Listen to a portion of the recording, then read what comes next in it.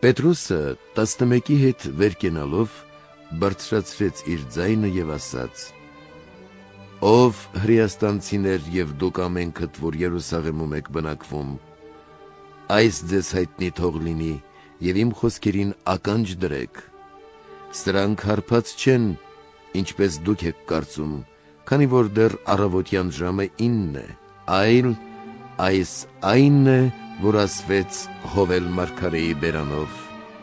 եւ պիտի լինի սրանից հետո վերջին օրերին, ասում է Աստված, որ իմ հոգուց պիտի թափեմ ամեն մարդու վրա, եւ ձեր որդիներն ու ձեր դուստրերը պիտի մարգարեանան, ձեր երիտասարդները տեսիլներ եւ ձեր ծերերը երազներ պիտի տեսնեն, եւ իմ ծառաների ու իմ աղախինների վրա այն օրերին իմ հոգուց պիտի թափեմ, եւ նրանք պիտի մարգարեանան։ Եվ վերը երկնքում զարմանալի գործեր պիտի ցույց տամ, իսկ ներքևում երկրի վրա նշաններ,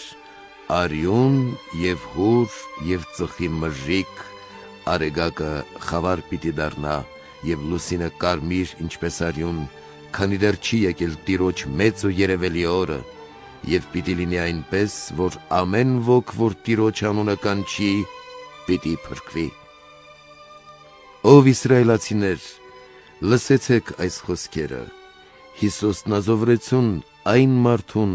որին Աստված ձեզ ներկայացրեց զորությամբ, նշաններով ու զարմանալի գործերով, որ Աստված նրա միջոցով արեց ձեր մեջ, ինչպես դուք իսկ գիտեք այդ,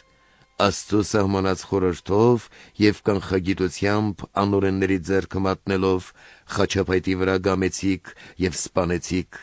նրան Աստված հարություն տվեց, քանդելով մահվան կապանքները, քանի որ կարելի չէր, որ մահը իշխեր նրան,